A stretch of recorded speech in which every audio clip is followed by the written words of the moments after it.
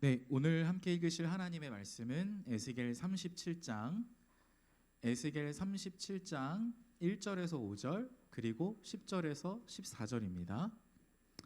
성경을 같이 찾아보겠습니다. 에스겔 37장 1절에서 5절, 10절에서 14절. 민찬 미안한데 리모컨이 바닥에 떨어져 있어서 거기 갖다 주면 좋을 것 같습니다. 두 번째 자리. 네, 고맙습니다.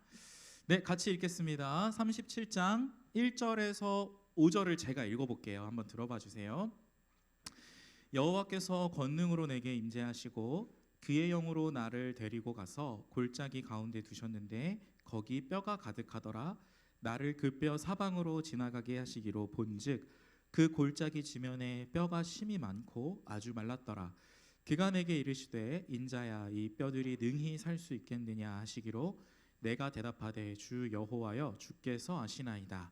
또 내게 이르시되 너는 이 모든 뼈에게 대언하여 이르기를 너희 마른 뼈들아 여호와의 말씀을 들을지어다. 주 여호와께서 이 뼈들에게 이같이 말씀하시기를 내가 생기를 너희에게 들어가게 하리니 너희가 살아나리라. 아멘. 10절에서 14절은 우리 교독하겠습니다. 이에 내가 그 명령대로 대언하였더니 생기가 그들에게 들어가매 그들이 곧 살아나서 일어나 서는데 극히 큰 군대더라. 또 내게 이르시되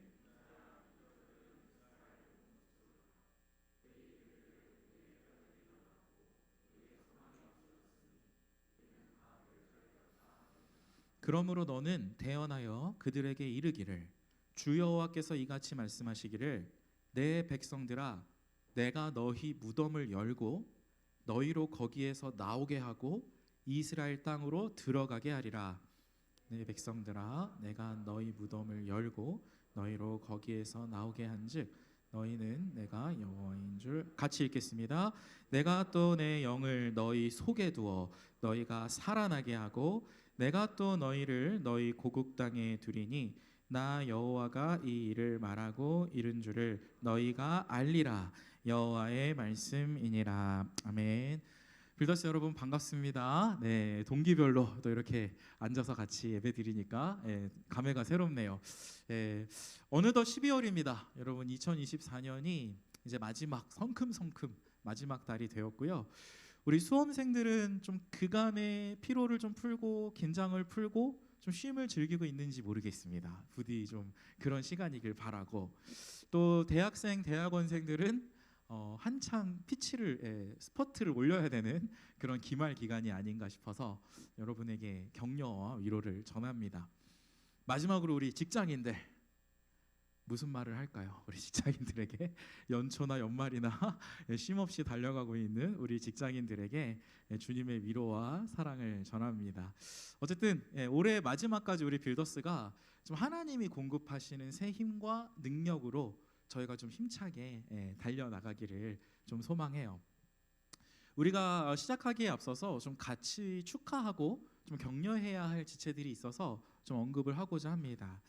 일단 올해 우리 빌더스에요 22명의 성경 통독 완독자가 있습니다. 와, 진짜 대박이다. 네, 우리 마지막까지 정말로 말씀 읽기에 최선을 다한 우리 지체들 진짜 정말 격려하고요. 특별히 지난 금요일에도 수료식을 했지만 오늘 2부 시간에 함께 축복하면서 축하하는 시간을 갖도록 하겠습니다. 뿐만 아니라 지난 10주간의 베이직 훈련도 여러분 종강을 했어요. 그래서 25명의 지체들이 잘 마무리를 했고요. 빌더스 제자 훈련도 총 12주 과정인데 목요일마다 매주 모였다가 오는 목요일 한 주만 이제 남겨두고 있습니다. 다음 주에 어쨌든 우리 총 이 35명의 지체들이 이곳에서 수료식을 가질 예정입니다. 우리 고3도치 사역도 우리 예림 자매랑 우리 대성 형제가 아주, 그리고 플러스 여러 리더들이 성심껏 섬겨주고 있습니다. 어제 저도 잠시 만나서 좀 기도했는데 든든하더라고요. 든든하고 다음 주일에 우리 새내기 초청 집회가 있어요. 이곳에 06동기 예비 새내기들이 와서 함께 예배드리는 시간을 다음 주에 가질 텐데 우리 고3도치 리더들이 집회 전부터 또 우리 권사님이 해주신 귀한 음식과 함께 그들을 환영하면서 맞는다고 하고요. 또 뭐 이게 뭐 일부러 그랬던 건 아닌데 베이직 훈련, 제자 훈련 수료생들이 공교롭게 공육 동기들까지 있는 자리에서 간증을 좀 하게 됐습니다. 그래서 대표 간증자들이 누가 될지는 모르지만 여러분 같이 기도해 주시고 함께 마음을 모아서 기도로 준비하면 좋을 것 같습니다. 마지막으로 이틀 전 금요일 늦은 저녁에 빌더스 기도회가 있었습니다. 몇 명이 왔을까요? 올해 가장 많은 50명이 왔어요. 그래서 함께 모여서 기도하는 한 그 공동체는 희망이 있다고 정말 저는 믿습니다. 오늘 뭐 이 집회뿐만 아니라 또 매월 기도회, 우리 드림하고 미드바르가 찬양으로 열심히 섬겨주는데 정말 고마움을 전하고요. 이 빌더스 집회 또 매월 한 번씩 있는 빌더스 기도회 더 은혜롭고 진짜 하나님 임재가 느껴지는 그런 예배가 되도록, 실제로 하나님이 기뻐하시고 말씀하시는 그런 예배가 되도록 우리 올해 말에도 내년에도 계속 함께 기도하면서 노력하면서 함께 만들어 나가면 좋겠습니다.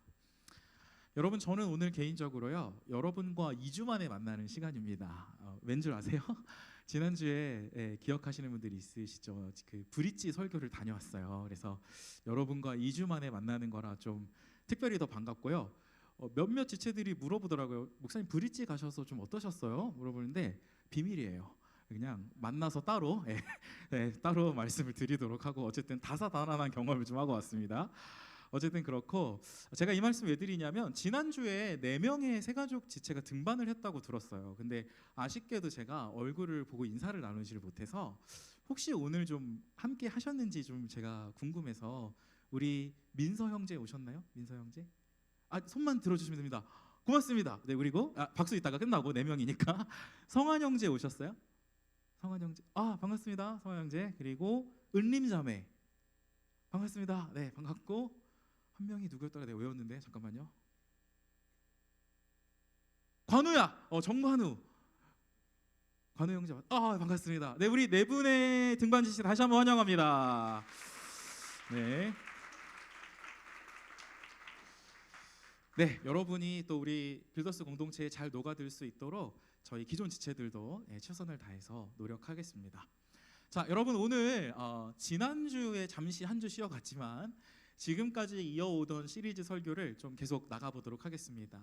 은혜, 언제부터요? 아주 오래전부터 있었던 하나님의 은혜가 있었다. 그래서 사실은 디테일을 보면 구약 성경을 좀 우리가 한눈에 이해해보는 시간을 가져보자. 특별히 오늘 헌신 집회도 이렇게 멋지게 해주었는데 우리 사랑하는 구구 동기들이 진급하기 전에 좀 좋은 선물이 특별히 됐으면 좋겠다라는 생각에 함께 준비를 했고요. 뭐 내년에도 뭐 빌더스든 메이커스든 성경 통독을 아마 전교회적으로 열심히 하게 될 텐데, 다음 주까지 이 6번의 시간이 좀 우리의 통독에 좀 작게나마라도 도움이 되기를 바랍니다. 같이 한번 점검을 해볼까요? 자, 무덤, 여러분 유창한 영어로 한번 구약 성경을 한 단어로 한번 연상해 보자면 어떻게 될까요? 캐스킷입니다. 그래서 이 6개의 알파벳, 캐스킷이라는 단어를, 무덤이라는 관짝이죠, 관짝. 무덤을 보면 구약 성경의 내용이 참 하나님의 지음 받은 인류였는데 그 창조주 하나님을 배반하고 반역하고 참으로 죄를 지었던 우상 숭배의 역사가 바로 구약의 역사였던 것을 떠올릴 수 있고, 그럼에도 불구하고 하나님이 그냥 죽음으로 역사를 끝내버리시지 아니하시고 우리를 사랑하시되 끝까지 사랑하셔서 예비하신 구원의 은혜가 있더라. 구약의 곳곳에 그 은혜가 드러나더라 해서 이 6개의 알파벳을 첫 글자를 따서 연상을 해보면 우리가 6개의 시대를 함께 유추해 볼 수 있다고 했고, 이게 구약의 처음부터 끝까지 역사의 순서로 여러분이 기억을 하시면 되고, 각 시대에 해당하는 그 성경들을 유추해 보면서 성경 통독할 때 이 시대가 지금 이 성경이 지금 이 시대에 속한 내용이로구나, 이렇게 기억을 하시면 도움이 될 것 같습니다. 여러분 혹시 각 시대의 그림도 혹시 기억이 나세요? 한 번씩 한번 맞춰볼까요? 너무 생소하신 분들은 지금 보시면서 이해하시면 됩니다. 첫 번째, 자, C는 크리에이션인데 창조 시대죠. 창조 시대의 그림은 무엇입니까? 2개의 나무인데, 첫 번째 나무는 선악을 알게 하는 나무고 두 번째 나무는 생명나무입니다. 그래서 선악을 알게 하는 나무 먹지 말라고 주님이 말씀하셨는데 아담과 하와가 그 하나님을 무시하고 자신의 욕심대로 그 열매를 먹고 죽음의 운명에 처했지만 결국은 이 인류를 사랑하신 주님이 생명나무, 동산 중앙에 생명나무도 있었거든요. 그것을 끝까지 보존하셔서 참 포도나무이신 예수 그리스도를 저와 여러분에게 보내주셨다라는 것 같이 얘기했고요. 아브라함 시대는 그림이 뭡니까? 선물 박스인데 선물 박스인 이유는 아브라함이, 여러분 대답해 주세요. 하나님의 약속을 믿으니 이를 하나님이 그의 무엇으로 여기셨습니까? 의로 여기셨다. 할렐루야.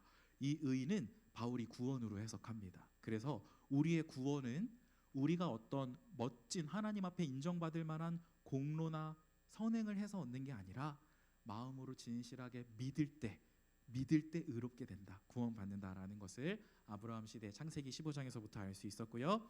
그 다음 신의 시대입니다. 신의 시대는 두 돌판이에요. 여러분 이 두 돌판에 무엇이 쓰여 있었을까요? 십계명. 맞아요. 출애굽기에 보니까 하나님이 모세를 신의 산으로 부르셔서 두 돌판에 십계명을 적어 주십니다. 그리고 왕정 시대는 당연히 왕관이죠. 왕관. 그래서 하나님이 이스라엘 역사 가운데 다윗 왕을 필두로 해서 뭐 솔로몬 해서 뭐 여로보암 여러 왕들을 세우셨고 마지막 여호와김 여호야긴 시드기야까지 해서 이 왕의 계보를 이어오셨다라는 걸 알 수 있는데 사실은 인간의 왕은 한계가 많고 하나님 앞에 너무나 잘못하고 우상 숭배할 때가 많았지만 주님이 이 왕의 계보를 끝까지 이어가셔서 결국은 인류의 참된 왕이신 예수 그리스도, 그 예수가 세우신 하나님 나라를 이 땅에 세우셨다라는 것을 여러분 믿기시지 않겠지만 2주 전에 우리가 설교로 다뤘답니다. 여러분 기억하시면 너무 좋을 것 같아요. 자, 그리고 오늘은 포로 시대예요. 포로 시대. 가장 어려운 단어인데 이로 시작하는 이런 단어입니다. 그래서 포로 시대를 좀 기억하시면 좋을 것 같고 그림은 새예요. 새. 오늘도 준비했습니다. 2장 준비했습니다. 여러분 좀 이렇게 같이 얘기를 해주시고 맞춰주시면 좋을 것 같은데요. 퀴즈를 준비했어요. 퀴즈가 뭐냐면 이거예요.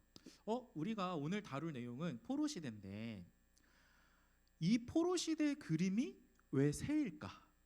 그거를 나름대로 한번 저와 여러분 딱 떨어지게 맞춰주시지 않아도 됩니다. 저와 함께 대화하면서 이야기를 해주시면 되는 거거든요. 네. 한번 제가 질문을 한번 드려볼게요. 힌트를 드리자면 왜 꺼졌지? 하나님께서 우상 숭배하고 죄 지은 인류이지만 우리를 사랑으로 구원할 계획을 아주 오래전 이 구약 시대 때부터 준비하셨습니다. 그래서 성경은 하나의 스토리고 거대한 하나의 이야기로 볼 수가 있는데 하나님께서는 그 구원을 준비하시고 이루시는 방식으로 여러분 언약이라는 방식을 선택했다고 지난번에 말씀드렸어요. 그 언약이라고 하는 거는 약속인데 단순한 약속보다는 조금 더 진중하고 무거운 약속. 그래서 우리 인간 사이에서 무슨 언약을 맺는다고 혹시 말씀드렸는지 기억이 나세요? 남자와 여자가 언약을 맺습니다. 무슨 언약을 맺죠?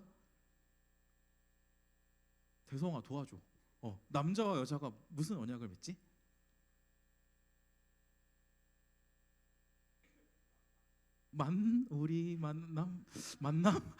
만남보다 조금 더 깊은 거 있잖아. 평생 함께 살기로 다짐하는 언약, 결혼이란 언약을 맺잖아. 그러니까 여러분 결혼이란 언약은 우리가 쉽게 가벼이 여길 수 있는 약속이 아니잖아요. 사람 사이에서도 이 약속을 딱 맺고 우리 약속은 꼭 지킬 거야 평생 동안. 이거 어기면 진짜 큰일 나는 거야라고 하는 자기의 진짜 마음과 인생을 담은 약속을 인간 사이에도 맺는다고요. 결혼처럼. 대성아 고마워. 그래. 그런데 하나님이 여러분 구약에서 저와 여러분을 구원하시려고 은혜를 준비하시고 베푸신 방식이 뭐냐면 이 언약이라는 방식이라는 거예요. 한 명을 선택하셔서 약속을 주시고 이 약속을 절대적으로 지키겠다고 하시면서 구약의 스토리가 진행이 됩니다. 여러분 아브라함 시대, CA 중에 아브라함 시대는 상식적으로 누구랑 언약을 맺었습니까? 아브라함이 언약을, 고마워 대성아, 하나님과 아브라함이 언약을 맺었어요. 그리고 왕정 시대 때도 왕 중에 다윗 왕을 선택하셔서 2주 전에 제가 설교를 했는데 하나님이 약속을 주시고 언약을 맺으십니다. 근데 이제 아브라함이든 다윗이든 무슨 내용이냐면 여러분 기억을 해보세요. 두 언약 다 이거였어. 아브라함아, 내가 너를 사랑해. 다윗, 내가 너를 사랑해. 내가 너의 인생을 영원토록 함께 할 거고 지켜줄 거고 보호할 거야. 나는 너의 아버지 하나님이 될 거고 너는 내 자녀가 될 거야. 근데 있잖아, 내가 너의 뒤에 하나의 씨를 세워서 후손을 너의 계보를 통해서 내가 이 땅에 보낼 거고 그 씨가 영원한 하나님의 나라를 견고하게 할 거고 그 씨를 통해서 천하 만민이 복을 받을 거야. 여러분 여기서 씨는 후손이란 말입니다. 그죠? 후손이라는 똑같은 단어예요. 그래서 창세기에도 보니까 아브라함이랑 약속 맺고 사무엘 하에도 보니까 다윗이랑 약속을 맺으셔서 언약을 맺으셔서 하나님께서 온 인류를 구원하실 진정한 씨, 아브라함의 후손이요 다윗의 후손이었던 예수 그리스도를 보낼 그 약속을 주시는 거거든요. 그게 하나님이 온 인류를 구약부터 은혜를 베푸시는 방식이었습니다. 자, 그래서 이제 스타벅스 퀴즈를 드립니다. 제발 한 분이 꼭 이걸 맞춰주셨으면 좋겠는데 용기를 내셔서. 자, 질문 드릴게요.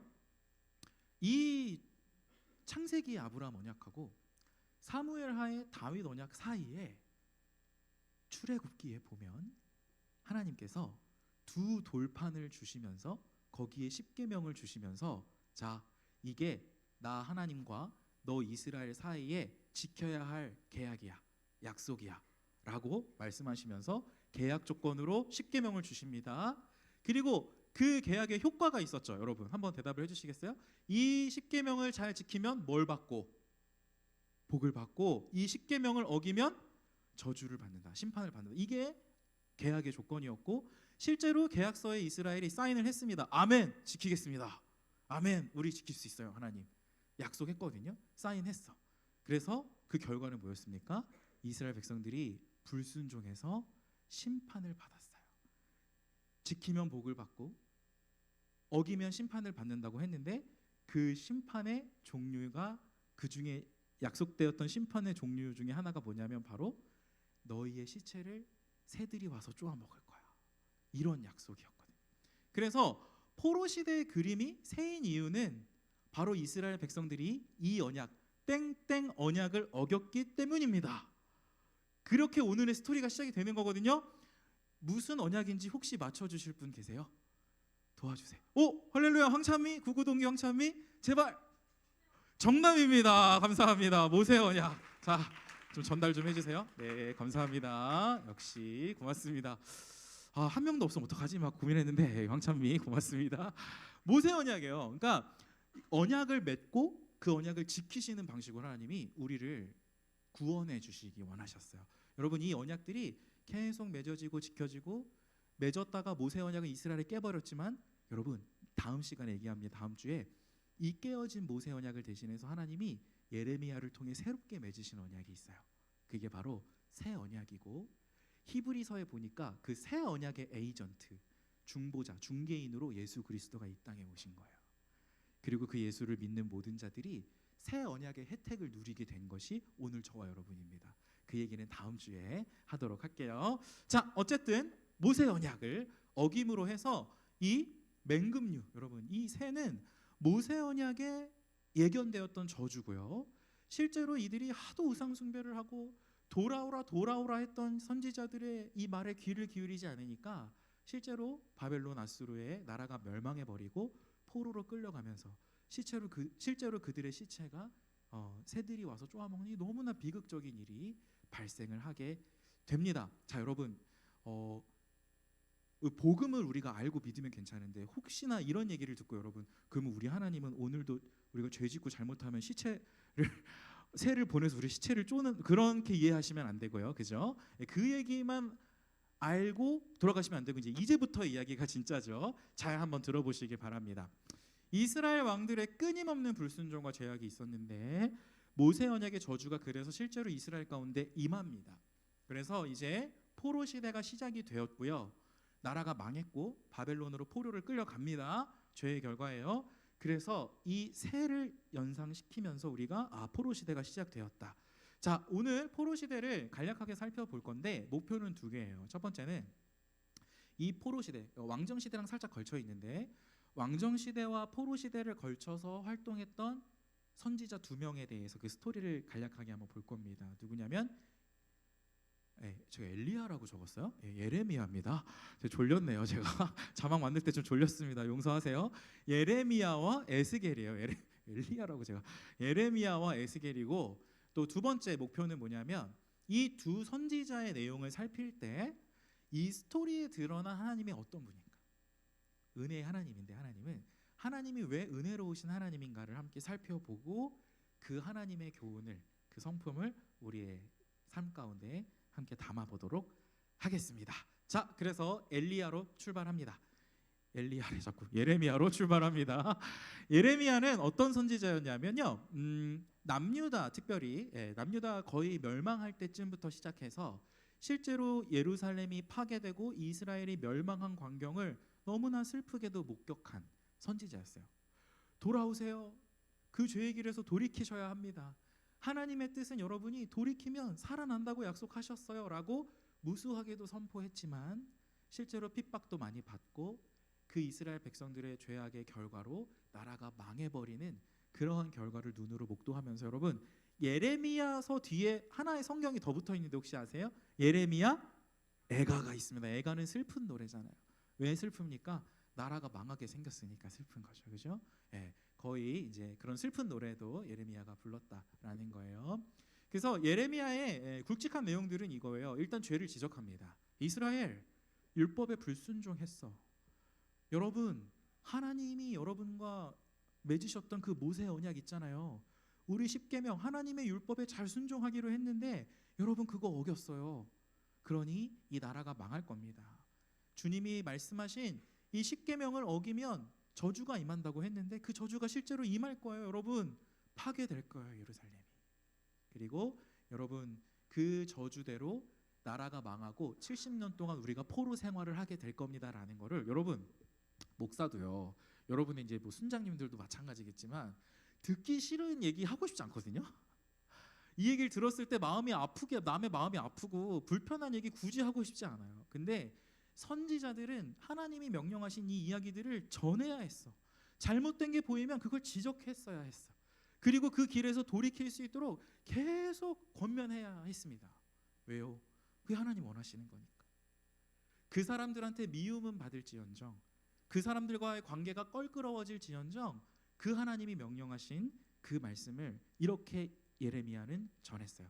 자, 그래서 죄를 고발합니다. 근데 여기서 끝나는 게 아니라 이 예레미야가 또 어떤 활동을 했는가 바로 보면, 다음으로 한번 넘겨주세요. 왜 안 넘어가지? 리모컨이 갑자기 안 됩니다. 넘어가 주세요. 어떤 활동을 했냐면 이 심판을 선언한 뒤에 희망도 예언했어요. 어떤 희망이냐면 너희가 깨뜨린 그 모세 언약은 이제 무효. 그런데 이제는 너희의 어떠함 때문에 절대 깨어지지 않는 새로운 언약을 하나님이 맺으시고 그 은혜로 약속을 하나님이 친히 지키시고 그 언약을 통해 너희가 구원받을 거야. 회복될 거야. 약속하고요. 여러분 그림이 되게 중요한데 우리가 두 돌판 10계명, 그죠? 여기 10계명이 두 돌판에 있다 그랬는데 지금은 이 새 언약의 그림은 그 두 돌판이 하트 안에 있습니다. 하트, 이게 뭘까요? 바로 저와 여러분의 마음입니다. 새 언약의 내용 다음 주에 더 살펴볼 거지만 하나님이 당신의 율법을 이제 새 언약 백성들한테는 돌판에 새기시지 않고 저와 여러분의 마음에 새기시겠다는 그 약속이 바로 새 언약의 약속이고, 그래서 마음에 새겼다는 건 뭐냐면 우리의 연약함과 부족함에도 불구하고 하나님의 율법을 지킬 수 있는 능력을 주겠다라는 약속인 거예요. 너무너무 좋은 약속이죠. 그래서 우리가 때로는 부족함이 있고 연약함이 있는 자기 자신에게 실망할 때가 있지만, 그리고 서로의 모습에 마음 아플 때가 있지만 우리는 새 언약 백성인 것을 기억하면 끝까지 소망을 잃지 않을 수 있어요. 내가 예수 믿고 구원 받았을 때 내 안에 이제는 내 몸 바깥에 어디에 율법을 새긴 게 아니라 하나님의 법이 성경책에만 있는 게 아니라 마음에 새긴다고 하셨는데, 그래 내 마음에 새기셨고 성령 하나님이 함께 하시니 나는 이 하나님의 법을 지킬 수 있을 거야. 그렇게 자신감을 가지고 살으라고 하신 뜻이 우리를 새 언약 백성 삼으신 겁니다. 아셨죠? 어쨌든 자, 다음 주에 구체적으로 이야기를 해보도록 하고요. 다음 화면 한번 보여주세요. 에스겔 선지자도 이 즈음에 활동하던 선지자예요. 근데 예레미야랑 비슷한 패턴입니다. 첫 번째 패턴은 뭐냐면 이스라엘의 죄를 고발해요. 하나님의 뜻대로 그 죄에 대해서 불편하지만 이야기합니다. 하나님의 심판이 임할 거야. 모세 언약 통해서 이야기하셨잖아. 죄에서 돌이키지 않으면 그 심판이 임할 거야. 그리고 에스겔은 굉장히 독특한 환상을 하나 보는데요. 뭐냐면 여러분, 하나님의 임재가 되게 중요한 개념이에요. 구약에서 하나님의 임재는 뭐냐면 하나님이 함께 하신다는 거거든요. 하나님이 함께 하셨던 공간이 우리 구약에서 창세기부터 많이 있습니다. 여러분, 창세기에서 하나님이 자기 백성과 함께 하셨던 동산이 있습니다. 어딜까요? 에덴 동산은 하나님이 함께 하시면서 당신의 임재를 풍성하게 보여주셨던 공간이었고요.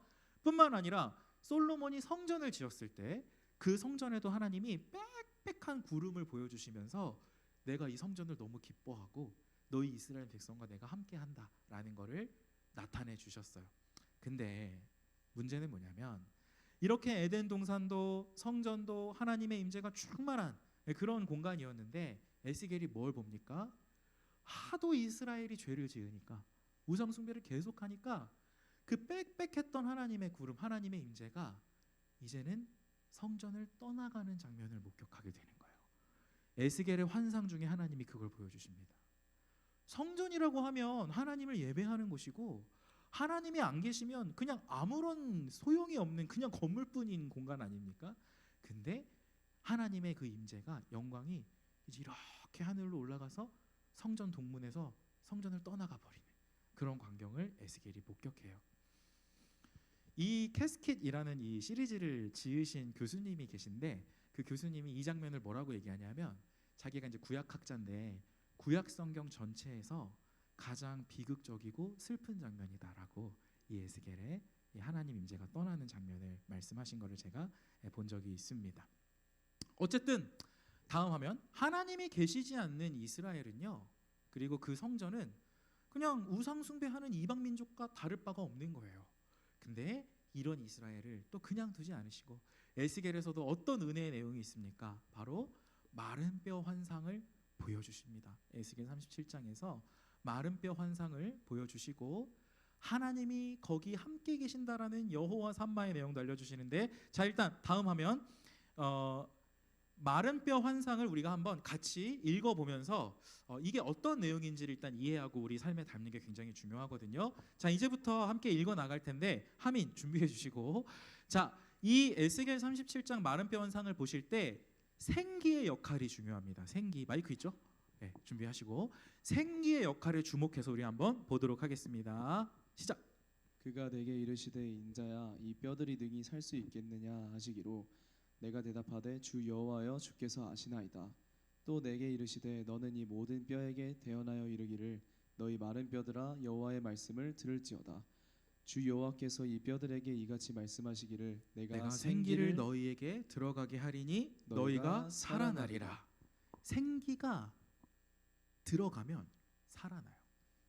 바싹바싹 마른 뼈들이었는데, 해골들이었는데 하나님의 생기가 그곳에 임하면 그 뼈가 살아납니다. 여러분, 근데 이 생기가 단순히 그냥 살리는 게 아니고요. 어떻게 살렸는지를 함께 봅시다. 실제로 이제 10절 다음 하면 10절부터 보여주시면 자 이제 합독합니다. 그 생기가 어떻게 이 해골들을 살려냈는지 하나님의 능력을 함께 봅니다. 10절부터 자막으로 읽을게요. 시작. 이에 내가 그 명령한 대로 대언하였더니 생기가 그들에게 들어가매 그들이 곧 살아나서 일어나 서는데 극히 큰 군대더라. 12절. 주 여호와께서 이같이 말씀하시기를 내 백성들아 내가 너희 무덤을 열고 너희로 거기에서 나오게 하고 이스라엘 땅으로 들어가게 하리라. 여기까지 일단. 자, 생기는요 영이랑 똑같은 말이에요. 루ach 해서 바람이라는 뜻도 해석이 되고 생기라는 뜻도 해석이 되지만 성경은 의도적으로 이 중의적인 단어를 사용하는 것 같아요. 영이라는 의미도 있고 바람이라는 뜻도 있고, 그러니까 생기라는 뜻도 있습니다. 자, 하나님의 이 영, 이제 14절에서 본격적으로 영으로 번역이 됐죠. 이 생기가, 하나님의 영이 어떻게 역할을 하는지 우리 14절 다시 한번 마지막으로 읽어봅니다. 14절 시작. 내가 또 내 영을 너희 속에 두어 너희가 살아나게 하고 내가 또 너희를 너희 고국 땅에 두리니 나 여호와가 이 일을 말하고 이룬 줄을 너희가 알리라. 여호와의 말씀이니라. 아멘. 여러분, 믿음으로 우리 받아들입시다. 하나님의 영이 있거든요. 오늘날로 치면 성령이죠. 성령님은 복음을 믿는 모든 자들의 마음에 예외 없이 차별 없이 함께 하신다고 우리가 1년 내내 이야기해 왔습니다. 그죠? 우리 복음을 믿은 예수 그리스도를 주인 삼겠다고 마음에 결단한 우리의 마음 안에는 하나님의 영, 성령, 하나님의 생기가 함께 하고 계시고요. 영원히 떠나지 않으십니다. 자, 생기가 마른 뼈와 같은 존재에게 임했을 때 그 마른 뼈가 살아납니다. 생기는 구원하는 능력이에요. 다른 말로 하면 죄인인 우리를 의인으로 바꾸어 주시고 정말 타락하고 찌들고 병들었던 우리의 존재를 완전히 생기가 넘치는 살아있는 존재로 바꾸는 능력이 바로 생기, 성령의 능력입니다. 뿐만 아니라 여러분, 그냥 살아나는 게 아니고 극히 큰 군대로 만들어 주셨어. 하나의 존재가 아니고 너무나 풍성하고 지극히 크고 아름다운 그런 풍성함의 능력이 바로 성령의 능력이라는 것을 알려주셨으니까 죽음을 생명으로 바꾸시고 그것도 지극히 큰 군대만큼 풍족하고 풍성한 열매를 맺으시는 능력이 바로 성령의 능력이다라는 거. 그 하나님의 성령이 예외 없이 복음을 믿은 저와 여러분의 마음 가운데 반드시 함께하고 계신다라는 사실, 오늘 저와 여러분이 꼭 기억을 해야 된다라는 것입니다. 자, 그래서 지금까지 내용을 한번 정리할게요. 리모컨 된다. 자, 선지자들의 스토리를 통해서 우리가 은혜의 하나님을 만나보았습니다. 자, 첫 번째를 정리하자면 하나님은요, 다시 기회를 주시는 용서와 용납의 하나님이에요. 예레미야와 에스겔이 죄를 고발하고 이스라엘의 잘못을 지적했지만 거기에서 그치는 것이 아니라 그러나 하면서 용서와 회복을 반드시 동시에 선포했던 모습을 우리가 봅니다. 여러분, 회개하는 죄인들에게 주님은 반드시 다시 기회를 주십니다. 그게 우리 하나님이 좋으신 하나님, 은혜의 하나님이시는 이유예요. 여러분, 하나님과 우리는 인격적 관계입니다. 그죠? 네, 인격적인 관계예요. 그래서 인격적이라는 건 무슨 말이냐? 실수할 때 있고 잘못할 때 있고 또 관계가 깨어질 때도 있지만 그것이 다시 기회를 얻고 회복이 된다면 그 관계는 깊어집니다. 여러분, 깊어지는 관계야말로 우리가 관계 속에서 누릴 수 있는 가장 큰 기쁨이 아닌가 싶어요. 제가 아내랑 연애를 하면서 깨달았던 사실이 한 가지가 있습니다. 제 아내를 절대 욕할 의도가 없습니다. 저는 제 아내를 정말 사랑하고 연애를 시작할 때 그때 깨달아졌던 게 있어요. 뭐냐면 제 아내가 진짜 좋은 사람인데 제가 참 좋아하는데 처음에는 맞춰 나가기가 진짜 힘들었던 사실이 한 가지가 있습니다. 뭐냐면 저희 아내는 되게 담백한 사람이에요. 그래서 표현함에 있어서 그렇게 가감이 없습니다. 그래서 그 어떤 얘기를 딱 하면은 그냥 그 이상의 의미도 뒤끝도 없어요. 그게 진짜 팩트야, 우리 아내한테는. 근데 문제는 뭡니까? 이 남자친구가 성향이 왕 F인 거예요. 그래서 그런 말들이 탁탁탁 들어와서 꽂히는데 그래 처음엔 그랬다가 돌아가서 집에서 생각을 해보면 아픈 거야, 마음이. 그래서 자꾸 이게 쌓이다 보니까 처음에는 나를 배려하지 않는가? 그렇게 많이 느껴졌고요. 실제로 힘들었어요. 그래서 제가 어느 날은 이제 결혼하고 난 다음인데 차곡차곡 쌓아놨던 것들을 그냥 제가 화내진 않았습니다, 여러분. 예, 화내진 않고 조곤조곤 좀 이야기를 꺼내기 시작했는데 그때는 또 아내가 그 이야기를 들으면서 마음을 너무 아파하더라고요. 아니, 그러면 그 시간 동안 나를 그렇게 꽁한 마음으로 생각해 왔던 거야? 이렇게 하면서